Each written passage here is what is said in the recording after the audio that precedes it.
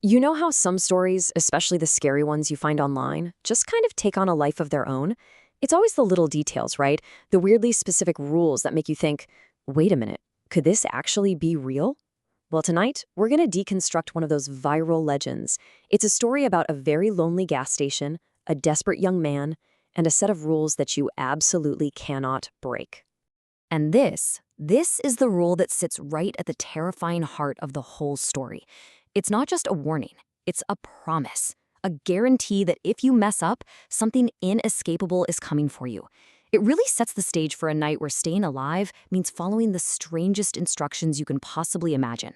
So every story like this needs a hero, and ours is a college student named Arjun.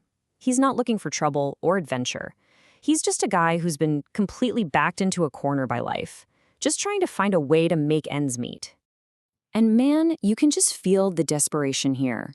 His mom is sick, his tuition is 3 months late, and the scholarship he was counting on just got denied. So even though his friend Bhaskar warned him, said that remote gas station on Bombay Road was no good, Arjun felt like he had no other choice. This wasn't a job he wanted, it was pure survival. So Arjun shows up for his first shift and he gets a call from his new boss, a guy named Naveen Singh. But the instructions he gets, they aren't about how to work the pumps or stock the shelves. Nope. He's told to find an old red diary in a desk drawer. And this book isn't full of job duties. It's a cryptic set of survival instructions. I mean, this is the real mystery, isn't it? It's not just a job. It's some kind of puzzle with life or death stakes. What kind of gas station needs a set of rules that reads like it was pulled straight out of a horror movie? And here they are. Each one is just weirder and more unsettling than the last. Don't ask people where they're going. Don't point out their headlights are off, even if it's pitch black. You have to handle money that's impossibly cold and put it in a special box. And the big one, at exactly 3 a.m., lock yourself in, and whatever you do, do not look outside, because if you hear that horn, you failed. That last rule makes his hands shake so badly, he actually drops the diary. So Arjun is terrified, obviously, but he's trying to rationalize it. Maybe it's some kind of weird prank for the new guy. But that feeling of comfort is not going to last long. His confusion is about to turn into pure, chilling fear, because his first customer of the night is pulling in. And just like that, rule number 2 gets put to the test. A black car just materializes out of the complete darkness of Bombay Road and rolls up to the pump. And yep, its headlights are totally off. He's immediately faced with a rule he's forbidding from breaking. A voice just cuts through the silence from inside the car. Tank full cardo. It means fill the tank. The request alone sends this shiver down Arjun's spine. The windows are tinted black. He can't see who's talking at all. But he does what he's told, his heart just pounding with every gallon. And then it's time to pay. The car window rolls down, and any doubt he had that this was all just a joke completely vanishes. Because reaching out from the darkness isn't a normal human hand. It's the bleached, white bones of a skeleton, holding out a wad of cash. Arjun is just frozen with fear. He shakily takes the money, and it feels exactly like the third rule predicted, colder than ice. He just scrambles back inside, shoves the frigid cash into that old rusty tin box, and basically collapses onto the floor, trying to get his head around the horror he just saw. After he catches his breath, Arjun spots something on a dusty shelf, an old, yellowed newspaper from 1998. And the headline describes a horrific bus crash that happened right here on Bombay Road at 3 a.m. The bus hit several cars, and every single person involved died.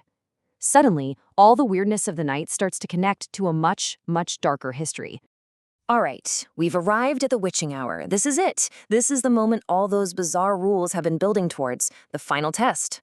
Arjun follows the rules perfectly. At 2:59, he locks all the doors, draws the curtains. The second the clock strikes 3, the lights in the station flicker like crazy and then just die, plunging him into total darkness. Then he hears it. Not one car, but the sound of dozens of cars all pulling in at once, and the murmur of a huge crowd outside. And then, at 3:03, it happens. A single deafening car horn just rips through the night. He knows that horn means he's failed, but he has no idea how. He didn't do anything. Overcome with this desperate need to understand what is happening, Arjun does the one thing he was explicitly told not to do after 3 a.m. He creeps to the window and he peeks through the curtain. And what he sees is an absolute nightmare. The station is pitch black, but it's filled with these floating, shadowy figures. The only thing you can see on them are pairs of glowing green eyes. Then, that same black car from earlier just appears out of nowhere and blasts its horn again. At that sound, every single shadow turns at the exact same time and rushes directly for him. He stumbles back from the window just as the assault begins. The office door starts to shudder and shake violently, like something is trying to smash it down. The entire room is trembling.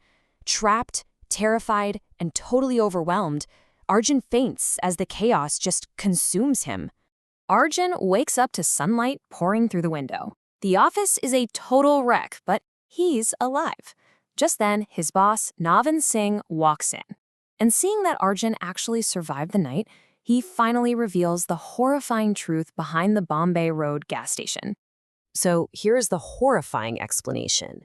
Navin says that when people die suddenly and violently, sometimes their spirits get stuck in a loop, forced to relive their final moments over and over again.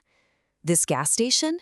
It was the very last stop for every single victim of that 1998 crash.